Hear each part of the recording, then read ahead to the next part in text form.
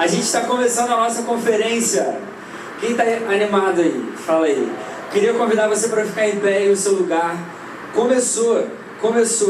Quando os céus tocam a terra, a gente vai falar muito sobre a presença do Espírito, sobre esse desejo que precisa vir para o nosso coração. A gente está com uma expectativa muito grande para esses dias aqui. A gente tem orado para que a igreja também esteja com essa mesma expectativa.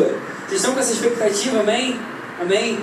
Você que está em casa, acompanhando com a gente online, que Deus abençoe muito a sua vida. Tenta aí não se distrair com outras coisas. Cara, a gente vai ter, sério, momentos muito legais aqui, momentos muito especiais da parte de Deus, e a gente tem a convicção e a certeza que os céus vão tocar a Oceânica nesses dias, amém? Para pensar, a gente estaria no retiro, mas a gente não está, e a gente está nesse lugar. Vai ser tão especial quanto. O Deus é o mesmo, o Espírito é o mesmo, amém? Então eu queria convidar você agora a louvar com todo o coração, junto com a banda da Oceânica maravilhosa que está aqui. Deus abençoe muito. Vamos fazer isso com todo o nosso coração, amém? Deus abençoe, queridos.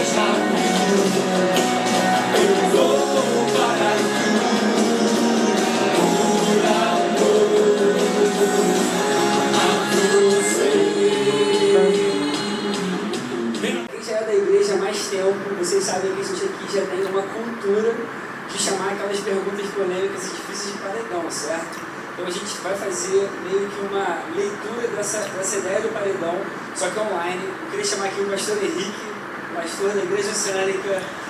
Isso aí. Amém. Essas são as perguntas mais importantes a respeito desse tema.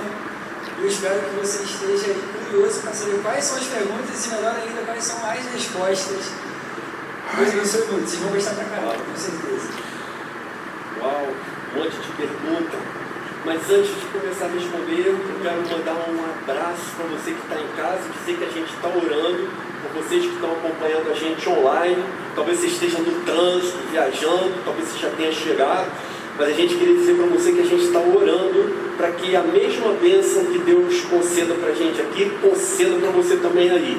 Então acompanha a gente. Amanhã a gente está aqui às 15 horas e no domingo às 17. Gente, o que será que o algoritmo do Google separou para a gente nessa tarde? Vamos ver aqui. Primeira pergunta: o que é avivamento? O que é avivamento? Avivamento é uma visitação especial, uma visitação sobrenatural, uma visitação muito peculiar, eventual da parte de Deus. Quando Deus vê que a sua igreja está adormecida, a sua igreja está apática, indiferente e que precisa se levantar novamente. Então Deus envia o seu Espírito. Deus levanta no meio da igreja esse clamor, essa necessidade de um avivamento, e aí Deus se derrama sobre nós de uma maneira muito especial. A gente sempre tem a presença de Deus conosco, mas num avivamento, essa presença, ela se mostra muito mais densa, muito mais intensa. Há uma manifestação ainda maior de poder. A gente poderia dizer que é uma visitação extraordinária da parte de Deus, levada a um outro patamar. Bem, todo crente deveria buscar com zelo e dedicação ter essa experiência. E a outra pergunta é: o que os dons espirituais têm a ver com avivamento? O que acontece? Quando Deus vivifica a sua igreja, a igreja naturalmente passa a se preocupar mais com ela mesma. Os membros passam a querer se envolver muito mais com a igreja, se comprometer muito mais com a igreja. Paulo diz, primeira carta aos Coríntios, capítulo 14, versículo 12, que os dons são dados para a edificação da igreja. Os dons são ferramentas que Deus dá para que os cristãos realizem a sua obra. Ora, se num avivamento os cristãos passam a se preocupar de uma maneira ainda mais especial com a obra de Deus, com a igreja, a se comprometerem a participarem, é absolutamente natural que nos avivamentos os dons se tornem muito mais frequentes e muito mais intensos do que num período normal de vida da igreja. E tem outras perguntas aqui. Agora, começar a digitar como, vamos ver as perguntas que virão. Como buscar o avivamento? Como a gente deve fazer para buscar o avivamento? Eu diria que para a gente buscar o avivamento, a gente deve fazer como normalmente nós fazemos quando queremos buscar a Deus. Como nós buscamos a Deus? Através de oração, através de jejuns, através de vigílias, de comunhão. Quando nós buscamos o avivamento, nós buscamos essas coisas, mas com um desejo específico no coração, ainda mais intenso, de glorificarmos a Deus. Assim, Senhor, ou o Senhor me concede isso, ou eu vou morrer. Eu sinto que eu não consigo mais viver da maneira que eu tenho vivido. Eu preciso de uma porção a mais, extraordinária, sobrenatural do Teu Espírito. Eu preciso que o Senhor se manifeste a mim. E quando toda a igreja, pelo menos uma grande parte da igreja, ora assim do mais profundo da sua alma, com toda a intensidade, muito provavelmente o avivamento está para irromper nesse lugar, está para acontecer nesse lugar, com toda a sua plenitude, com toda a sua intensidade. Vamos ver a próxima pergunta. Como é a relação do avivamento com o Espírito Santo? A relação do avivamento com o Espírito Santo é total. É o Espírito Santo quem aviva. Nós vemos nas Escrituras de uma maneira muito bem definida, nosso Deus é uma trindade, Pai, Filho e Espírito Santo. Nós vemos no Antigo Testamento o Espírito Santo, nós vemos no Antigo Testamento o Pai agindo. O Pai cria Adão, o Pai se relaciona com os patriarcas, o Pai se relaciona com o povo de Israel. No Novo Testamento a gente vê o Filho, Jesus, vivendo entre nós. Mas, 40 dias depois, o Filho, assentado ao lado do Pai, à direita do Pai, o Espírito Santo é derramado. Nos dias atuais, nós igreja, nos relacionamos com Deus pela pessoa do Espírito. Se nós temos um encontro com Deus, quem teve um encontro efetivo com a gente foi a pessoa do Espírito. Quem se relaciona com a gente, quem está entre nós e habita em nós é o Espírito Santo. Esperando um dos filhos, duas mulheres estavam conversando. E uma vira para a outra e fala: fui na igreja tal, quando o pastor chegou perto de mim, eu caí no Espírito. Fiquei 2 horas caída. E aí a outra, assustada, sem saber exatamente a que ela se referia, uma conversa de mães na porta da escola, e ela perguntou assim: e aí? O que aconteceu? O que você achou? A outra sacudiu o ombro e falou assim: foi legal. Gente, olha só, a pessoa fica 2 horas arrebatada pelo Espírito, volta e ela diz: foi legal. Isso não vem de Deus. O que não é avivamento? A gente vê que quando o Espírito Santo desceu sobre a igreja, lá no dia do Pentecostes, as pessoas que receberam o Espírito, elas começaram a falar em outras línguas que elas não conheciam, que elas nunca tinham aprendido. Uns falavam em outros idiomas que nunca haviam estudado, a ponto de pessoas ao redor ouvirem e entenderem cada um na sua própria língua. Outros falavam na língua dos anjos, em línguas celestiais, absolutamente incompreensíveis para o ser humano. Não procede do Espírito, por mais fantástico e espetacular que seja, tá bom, gente? Como saber se estamos vivendo um avivamento? Uau! Como saber se estamos vivendo um avivamento? Eu me lembro de uma passagem bíblica em que os discípulos de João Batista vão a Jesus e perguntam para ele: Senhor, tu és o Messias aguardado, ou devemos esperar outro? E Jesus responde para eles: veja, os cegos veem, os surdos ouvem, aos pobres está sendo proclamado o reino dos céus. Gente, eu responderia dessa maneira: dá uma olhada ao redor. A gente vê pessoas sendo curadas, oprimidos sendo libertos, perdidos sendo salvos, a mensagem da cruz sendo pregada, a ressurreição de Cristo sendo proclamada, a esperança da volta de Jesus sendo pregada no púlpito aqui. Eu diria que a Oceânica, ela já começou a experimentar um avivamento verdadeiro, legítimo, bíblico, vindo do Espírito, totalmente fundamentado na Escritura Sagrada. Como a minha esposa querida costuma dizer: Henrique, a Oceânica está viva. A Oceânica é uma igreja viva. E eu concordo plenamente. A única coisa que eu diria é que o que nós temos experimentado são apenas alguns pingos de uma chuva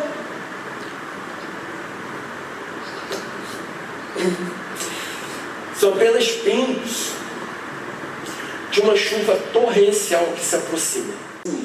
Imagina que existisse essa pílula. Quanto você estaria disposto a pagar por ela? Eu tenho uma boa notícia para você. Essa pílula existe. Ele se chama Espírito Santo. O Espírito Santo é o próprio Deus vindo habitar entre nós. E tem uma notícia melhor ainda. Esse Espírito, ele é nos dado gratuitamente. E ele nos é dado sempre que a gente pedir. Esse poder de se tornar uma pessoa cada vez mais parecida com Jesus é algo possível, é algo factível. Esse poder que vem do alto. E como a gente precisa dele, não é verdade? Pior, às vezes a gente nem se dá conta. Na minha cabeça eu estava em condições físicas de jogar bola, mas eu não estava enxergando o meu real quadro de saúde. E essa situação se impôs sobre mim. Uma situação que pode se tornar grave se a gente não tiver o devido cuidado com o corpo. A nossa vida espiritual é assim também. Tem situações que podem se tornar graves se a gente não estiver dando atenção a elas. Se a gente não estiver buscando auxílio daquele que pode nos ajudar a enxergar nossos hábitos de uma perspectiva saudável. E o que a palavra diz é que o Espírito Santo é esse personal trainer, que está aqui presente, ele quer ensinar para a gente como ser saudável. Gloriosa, sem mácula nem ruga, mas santa e sem defeito, para que no dia do casamento a gente se una a Ele para viver eternamente com Ele em glória. Amém? Deus tem preparado a gente. Então a igreja não é só essa instituição. Jesus falou, olha, mesmo essa igreja, minha noiva, vai ter no meio dela joio e trigo. Vai ter gente frequentando a igreja que não teve ainda uma experiência com o poder do alto, que não foi transformado, que não foi regenerado, que não nasceu de novo, que ainda precisa ter essa experiência, ainda é joio, né? Tem gente que ainda vive assim. Agora, por quê? Por que tem gente que ainda não teve essa experiência? Como eu disse no início, ela é gratuita, ela está à nossa disposição. O que acontece? Por que uns experimentam e outros não? E a razão é que nem todos têm buscado de coração, nem todos têm ansiado, têm desejado essa presença.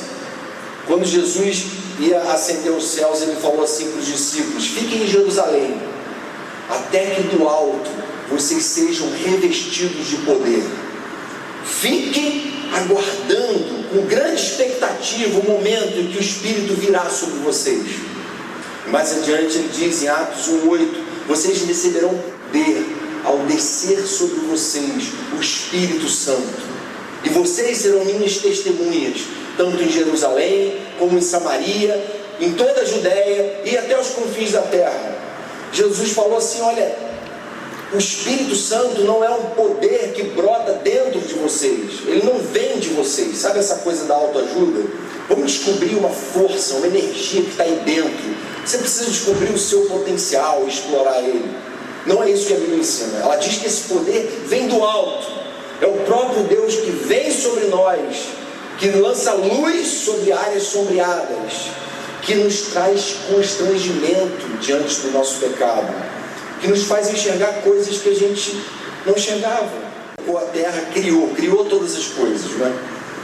O segundo momento, que foi mais decisivo de todos, foi quando Jesus veio e cumpriu uma obra redentora para que eu e você pudéssemos conhecer a verdade do Evangelho. E o terceiro momento foi esse sobre o qual a gente acabou de ouvir falar. Foi quando o Espírito Santo veio, foi quando o poder do alto desceu sobre a humanidade. E hoje a gente tem a possibilidade de conhecer e viver cheio desse Espírito. Essa expressão que Paulo usa, ele fala assim: não se embriaguem com vinho, não procurem a alegria de vocês, o sentido para a vida, em diversões fúteis. Podem nem ser tão nocivas, mas são fúteis. Não, a base da vida de vocês não está nisso. Mas deixem-se encher pelo Espírito. Falado aquilo, não era para eu ter agido daquele jeito. Perdão vai ser liberado, o coração vai se quebrantar, vai se humilhar. E o que a gente vai começar a ver é jovem tendo visão, velhos sonhando, crianças profetizando, o que a gente vai começar a ver é gente sendo visitada e coisas tremendas e poderosas acontecendo. Eu lembro que quando eu me converti, eu creio que a gente viveu uma espécie de lampejo de avivamento naqueles dias. E eu tinha 16 anos e a gente começou a buscar a Deus, fazer vigílias e tudo. E às vezes acabava o culto de adolescente, igual do UP aqui sexta-feira à noite. E a gente estava tão sedento pela presença de Deus, e a gente amava tanto estar junto, orando e adorando a Deus, que às vezes na sexta-feira depois do culto a gente falava assim: pessoal, o que vocês acham de a gente ficar aqui na igreja e fazer uma vigília aqui? E a gente, vamos fazer. Então vamos ficar aqui logo direto. Naquela época era mais possível isso, né? Tinha um vigia na igreja, e aí só rapaziada, né? A gente ia para uma sala e ficava até 6 horas da manhã louvando a Deus e adorando a Deus e orando e clamando. Irmãos, porque a gente queria ver a glória de Deus e o nosso coração queimava com aquilo. E a gente subia alguns morros de Niterói, Inácio, Andorinha, Costão, e subia e fazia trilha e chegava lá em cima, adorava a Deus, orava e clamava uns pela vida dos outros. As pessoas começaram a ficar incomodadas com seus pecados e espontaneamente começaram a entregar na pequena igreja da comunidade as suas drogas, bebidas, materiais pornográficos, CDs de grupos satanistas, itens que eram incinerados todas as noites. O Espírito Santo foi falando às pessoas e elas iam sendo tomadas por uma forte convicção da gravidade de seus pecados diante de Deus e demonstraram um grande arrependimento. Assim, toda a comunidade começou a ser transformada. Por fim, no dia 28 de fevereiro de 1999, aconteceu. Nesse domingo, fizeram uma reunião especial para jovens que foram convidados a assumir um compromisso com Cristo. Eles cantavam e oravam, até que veio um vento tremendo. O som começou baixo e foi aumentando, até parecer a turbina de um avião a jato. E tudo começou a tremer. A cidade foi tão impactada, vidas foram transformadas, até os políticos passaram a governar de acordo com os princípios bíblicos. Inclusive os peixes voltaram. E assim foi quando os céus tocaram pão de pinas na ilha de Bethel. Para compartilhar com vocês. A primeira história é a seguinte: uma vez um jovenzinho de ainda 13 anos, ele começa a orar e ele resolve orar por um avivamento que acontecesse sobre a sua própria vida e sobre a sua igreja. Esse é um segredo que você tem que guardar também no meio dessa primeira história. Então ele ora em 2 sentidos: um avivamento que viesse sobre ele, um avivamento que viesse sobre a sua própria igreja. Esse jovem, ele ora durante 12 anos sem cessar. Todos os dias se coloca na presença de Deus, pede para que Deus derrame o seu Espírito sobre ele, pede para que Deus derrame o seu Espírito sobre a sua igreja. Não é nada muito comum, né? Você vê um jovem de 13 anos fazendo esse tipo de oração. E depois de 12 anos, quando ele completa 25 anos de idade, 12 anos de oração, sem cessar, nada acontece. Nada acontece. Eu acho que essa não é a melhor história para a gente contar num congresso que fale sobre avivamento. Mas essa história é importante para definir algumas questões no nosso coração. Você já está começando a entender o que seja um avivamento. Numa definição bem simples, avivamento é quando Deus faz coisas extraordinárias de uma maneira muito mais intensa do que aquelas coisas extraordinárias e intensas que Ele já faz no nosso meio. Percebeu que a definição não é muito fácil, mas é mais ou menos o seguinte: a gente percebe que Deus tem convertido e tocado nos corações, a graça de Deus tem alcançado as pessoas no nosso meio. Nós vivenciamos vários milagres aqui nessa igreja, mas parece que tem um momento da história que Deus escolhe aumentar a potência, aumentar a frequência, fazer muito mais do que ele faz. E ele faz tudo maravilhoso, só que ele faz isso numa potência maior. Esses são dias de avivamento. 2 anos. E eu conheci aquele casal quando eles estavam prestes a fazer 50 anos de casado. Quando eu os conheci, aquele homem ainda não era cristão.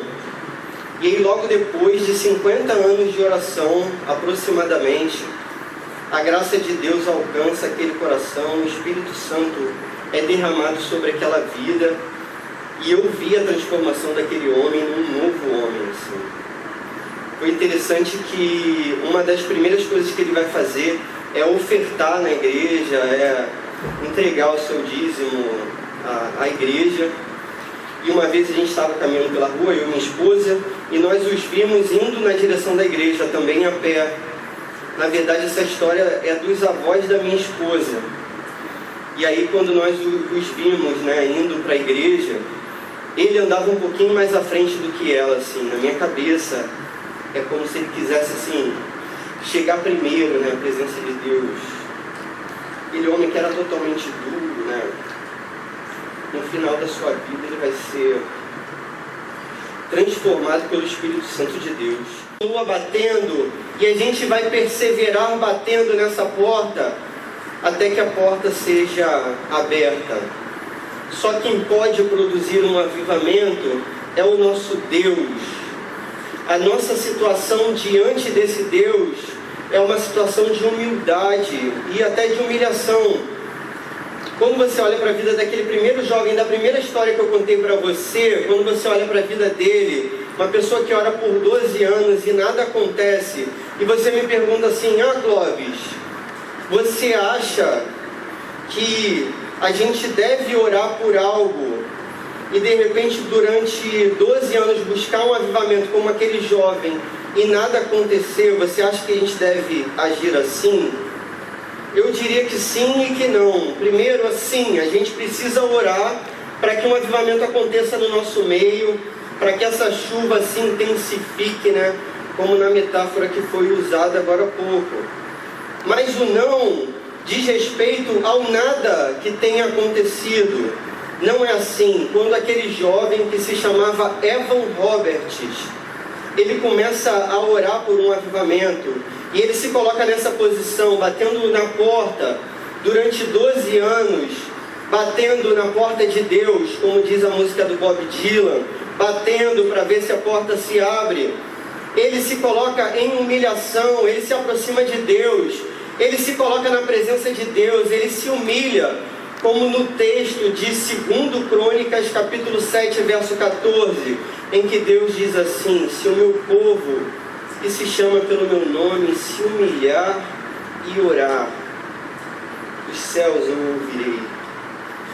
Essa é a nossa posição, irmãos, nesse congresso, essa é a nossa posição nessa noite. A nossa posição é manter a posição. A nossa posição é continuar batendo. A nossa posição é em humilhação. Bater na porta é a única coisa que a gente pode fazer. Assim, Senhor, derrama o seu Espírito sobre nós, Senhor. Derrama, Senhor, o seu Espírito sobre a sua igreja, Senhor. Faz aquilo que só o Senhor pode fazer. Não somos dignos de nada que venha da tua parte, Senhor. Nos humilhamos diante dessa porta que nós não podemos abrir. Só o seu nome é digno. Só o Senhor é digno de abrir essa porta. Pai, Senhor, mais uma vez, como o Senhor fez no passado, as suas maravilhas, para que o seu nome seja glorificado. Que seja assim em nome de Jesus. Amém. E hoje ele veio aqui conversar um pouco com a gente sobre avivamento e a pessoa do Espírito Santo. Tá? Seja muito bem-vindo, Pastor Felipe. É um prazer receber você aqui, ter você na nossa conferência. A gente gostaria de dizer que a gente está muito honrado em você ter aceitado esse convite. Obrigado, André, obrigado, Letícia. Que alegria poder estar aqui com essa igreja tão querida que é a Igreja Oceânica. Aproveito para mandar um abração para os meus amigos pastores aí na Oceânica, em especial na figura do pastor Henrique, que é um encorajador. Eu falo sempre para o pastor Henrique que ele é o nosso Barnabé, ele nos encoraja. Eu louvo a Deus pela vida deles e da Igreja Oceânica. Amém. Amém, legal, pastor. Então a gente queria começar esse bate-papo, pastor Felipe, perguntando para você quem é a terceira pessoa da Trindade? Quem é a pessoa do Espírito Santo? Qual a função dela e como ela atua no meio da igreja? Legal. O Espírito Santo ele é muito negligenciado, né, nos dias de hoje, né? A gente fala bastante sobre Deus, fala muito sobre Jesus, e não estou dizendo que a gente não deva falar sobre Deus Pai, sobre Jesus Cristo, mas a gente precisa rebalancear as coisas, né? O Espírito Santo ele acabou ficando muito negligenciado nas igrejas históricas, né? Esse é um pêndulo que acontece ao longo da história que é muito comum, né? Sempre que alguma parte da teologia, da doutrina, ela é maltratada, né? A correção desse problema tende a ir para o outro lado do pêndulo, né? E por ver o Espírito Santo sendo tão mal compreendido, abusado em muitas igrejas, as igrejas históricas acabaram simplesmente vivendo como se o Espírito Santo não existisse, né? Só que sem Espírito Santo não tem igreja, né? Então, é muito importante isso que vocês estão fazendo, desse resgate da teologia, da doutrina do Espírito Santo, que é tão importante. André, coisas, né? Mas a vitamina Bíblia e oração, né? Que parece tão simplista, né? Parece algo tão... nossa, mais do mesmo. Mas é o que falta, não é? É o que falta. É tempo de estudo da palavra de Deus e é tempo em oração, relacionamento com Deus, né? Mas oração, gente, oração não pela unha encravada da tia da vizinha, né?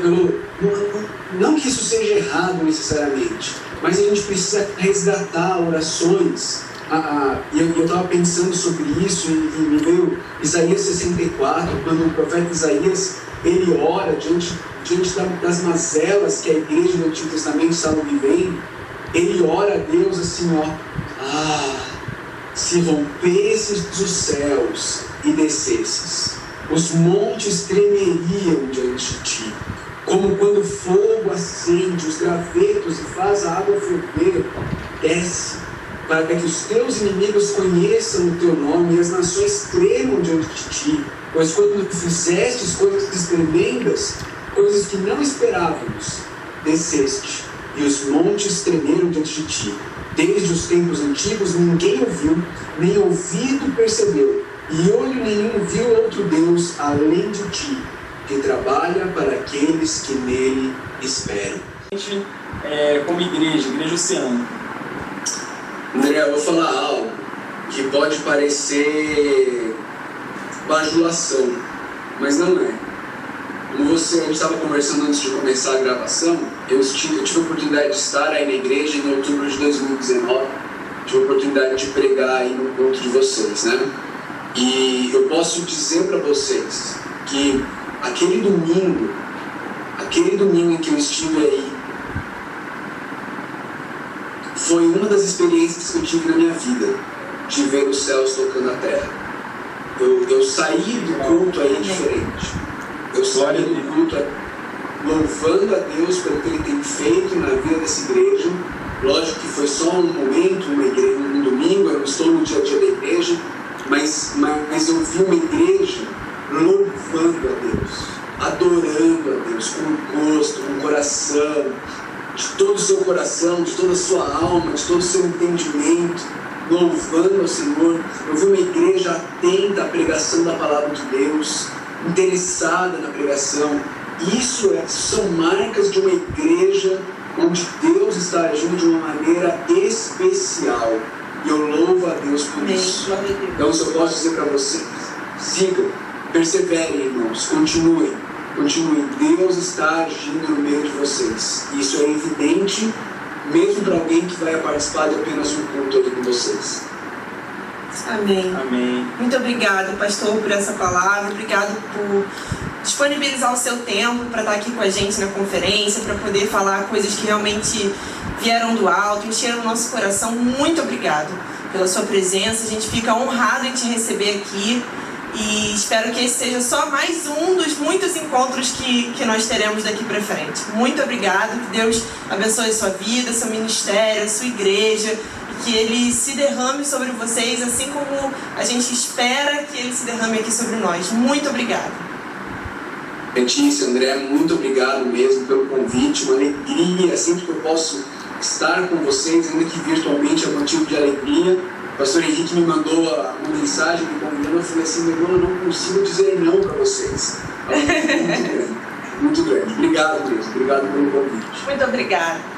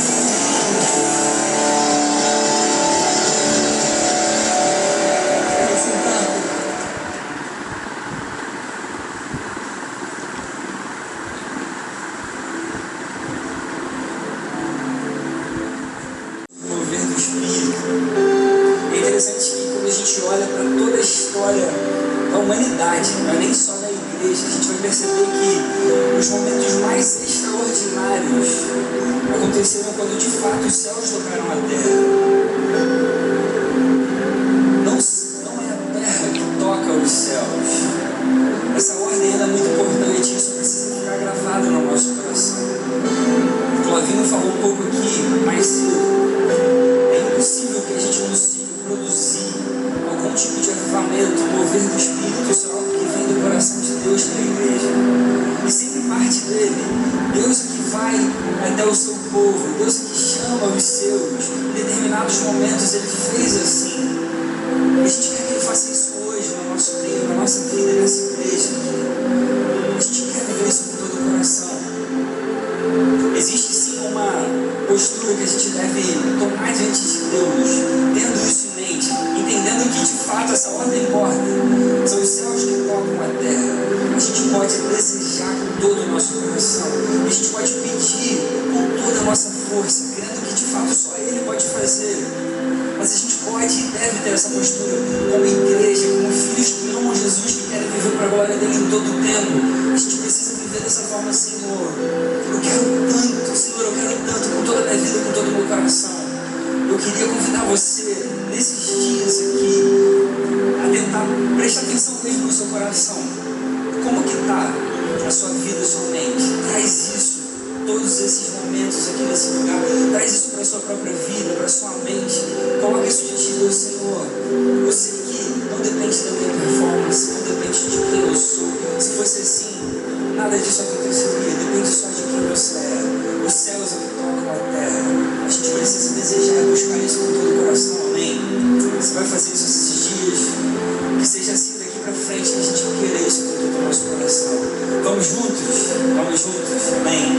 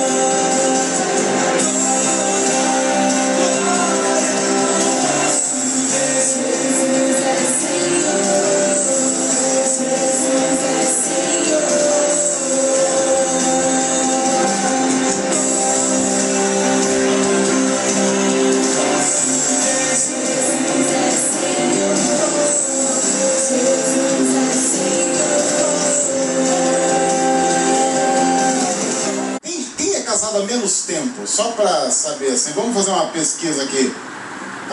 O irmão é casado há quanto tempo?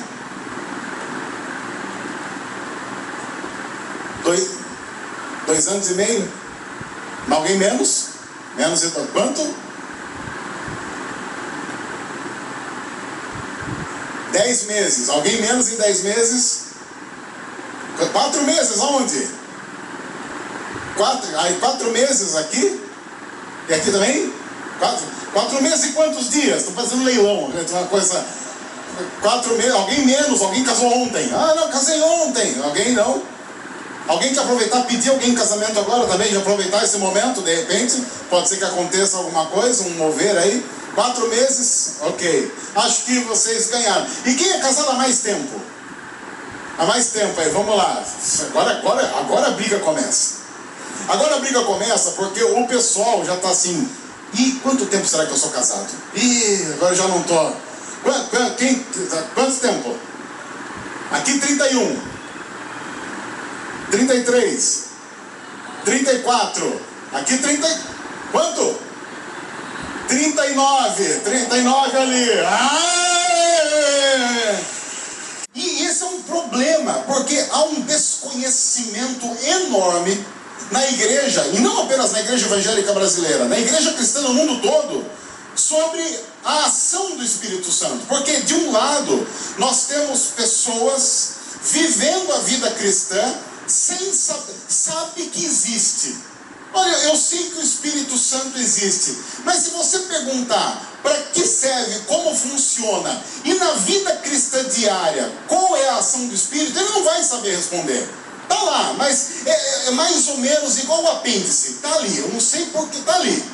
De repente ele dá o ar da graça. A gente até torce para não dar, mas está ali. E de outro lado, há um pessoal que banaliza a ação do Espírito, de uma forma tal que ele sente um frio na espinha, ele chama de Espírito, e às vezes é febre. E você já deve ter encontrado isso, ou talvez passado por isso, pela experiência de não saber para que o Espírito Santo serve, qual é a função, o que na Trindade está estabelecido como ação do Espírito Santo, e como isso funciona na vida da igreja, na vida de nós como cristãos e cristãs.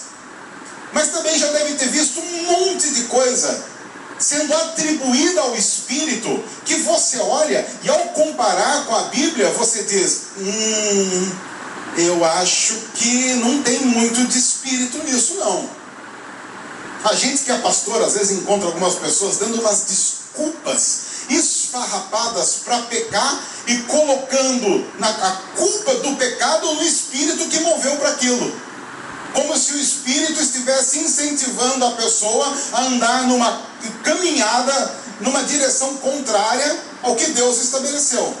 Então, eu gostaria de hoje e amanhã, e eu quero dizer que a pregação de hoje não termina hoje, porque ela começa hoje e termina amanhã. Eu escolhi um texto clássico sobre a ação do Espírito, sobre como o Espírito age na vida de seres humanos. Eu sei que você conhece esse texto, e eu gostaria que você não caísse naquele erro muito comum que nós caímos quando visitamos um texto conhecido, que é desligar o disjuntor pensando assim, eu já vi esse texto. Isso acontece muito com a gente quando alguém, por exemplo, vai citar assim o Salmo 23. Você falar,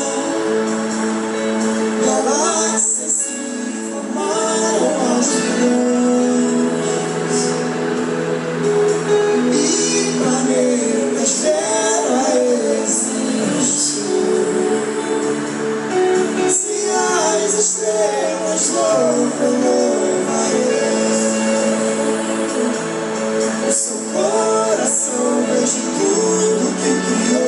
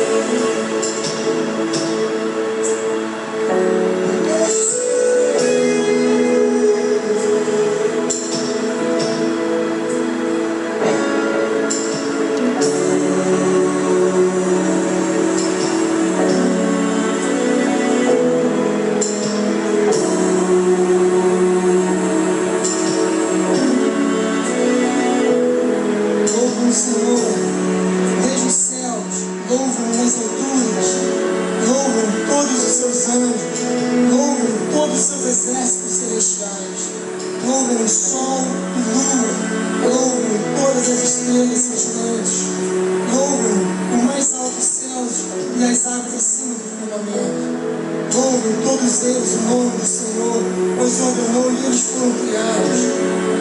Louvem o Senhor, vocês que estão na terra, serpentes marinhas e todas as profundezas, relâmpagos e granizo, neve e neblina, vendavais que cumprem o que determina, todas as montanhas e colinas, árvores frutíferas e todos os céus, todos os animais selvagens e os rebanhos domésticos, todos os demais seres vivos e as aves, reis da terra e todas as nações, todos os governantes e os juízes da terra, moços e moças, velhos e crianças. Louvem todos o nome do Senhor, pois somente o seu nome é exaltado. A sua majestade está acima da terra e dos céus. Querido, eu queria te convidar para ficar em pé, que você declare isso com todo o seu coração, com toda a sua força. Levante os seus braços, as mãos, prostre-se diante do Senhor e declare uma só voz com terra, céu, mar, estrela, e uma só voz. A gente adora esse Deus perfeito e amado que nos resgatou das trevas.